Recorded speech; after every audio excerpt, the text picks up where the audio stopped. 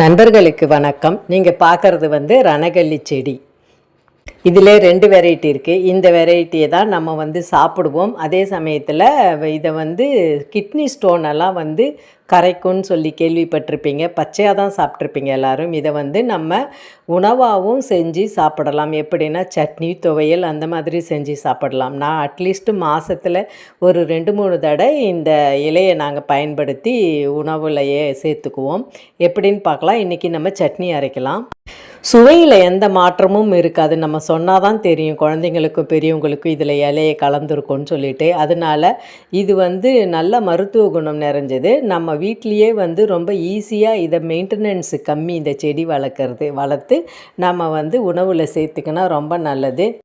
நம்ம எப்பயுமே வெங்காயம் தக்காளி சட்னி இட்லி தோசைக்கு செய்வோம்ல, அதே மாதிரி தான். அது கூட நம்ம இந்த ரணகல்லி இலையை சேர்த்துக்கிறோம். நான் கொஞ்சம் கருவேப்பிலை, கொத்தமல்லி, புதினா சேர்த்துக்கிறேன்.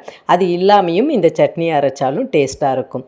இப்போ எப்படி செய்யலான்னு பார்க்கலாம். வானலை வச்சுட்டு கொஞ்சம் எண்ணெய் விட்டுட்டு வெங்காயத்தை வதக்கிக்கலாம். இது மாதிரி நம்ம அரிஞ்சு வச்சுருக்க ஒவ்வொரு பொருளாக நல்லா வதக்கிக்க வேண்டியது தான். நம்ம ரொம்ப புன்முறுவலாக வதக்கக்கூடாது. லேசாக வதங்கினா போதும்.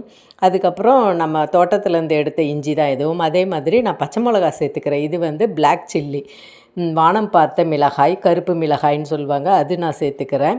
இப்போ ரணகல்லி இலையையும் கழுவி கட் பண்ணி வச்சுருக்கோம். அதையும் போட்டு நம்ம வதக்கிக்கலாம். இது கூட தேங்காய் கொஞ்சமாக போட்டுக்கிறேன். நல்லா வாசனையாக இருக்கும். அதுவும் ஒரு வதக்கிட்டோம்னா எதுவுமே இந்த பச்சை ஸ்மெல் மட்டும் கொஞ்சம் போனால் போதும், அவ்வளோதான். இப்போ தக்காளியும் போட்டு வதக்கிக்கலாம். இது கூட நான் சொன்ன மாதிரி கருவேப்பிலை, கொத்தமல்லி, புதினா கொஞ்சம் போட்டுக்கிறேன் நான் டேஸ்ட்டுக்கு. நம்ம நார்மலாக கருவேப்பிலை சட்னி, கொத்தமல்லி சட்னி அரைக்கும்போது கூட இதை சேர்த்துக்கலாம். நான் புளி சேர்க்கலை இதில், ஏன்னா தக்காளியும் சேர்த்துருக்கோம். இந்த இலை கொஞ்சம் புளிப்பு சுவை இருக்கும் லைட்டாக. அதனால் நான் மிளகா கம்மியாக சேர்த்துருக்கதால புளி சேர்க்கலை. இந்த இலை இந்த அளவு கலர் மாறி இருக்குது பாருங்கள், அவ்வளோதான் போதும். இந்த அளவுக்கு வதங்கினா போதும். இப்போ நம்ம ஆற வச்சு சட்னி அரைச்சிட்டு ஒரு தாளிப்பு போட்டுட்டோம்னா சூப்பராக இருக்கும், அவ்வளோதான். நம்ம ஆற வச்சாச்சு. இப்போ மிக்சியில் போட்டு அரைச்சிக்கலாம். தேவையான அளவு உப்பு மட்டும் சேர்த்துக்கிறேன். நான் இந்து உப்பு சேர்த்துக்கிறேன். அதுதான் நான் சமையலுக்கு பயன்படுத்துகிறேன். இதை நல்லா மைய அரைச்சிட்டு வந்துடலாம். இப்போ இது ரொம்ப ஈஸி இந்த செடி வளர்க்குறது. நம்ம மாடி தோட்டத்தில் ஒரு சின்ன தொட்டியில் வச்சு வளர்த்து நம்ம இதை பயன்படுத்திக்கலாம். இப்போ சட்னி அரைச்சாச்சு. இது ஒரு பாத்திரத்தில் மாற்றிக்கலாம். நான் பச்சை மிளகா போட்டு அரைச்சதால் இந்த கலரில் இருக்குது. தாளிப்பு போட்டுக்கிட்டால் நல்லா வாசனையாக இருக்கும். தாளிச்சு மட்டும் அப்படியே அதில் போட்டு கலந்துக்கிட்டால் போதும்.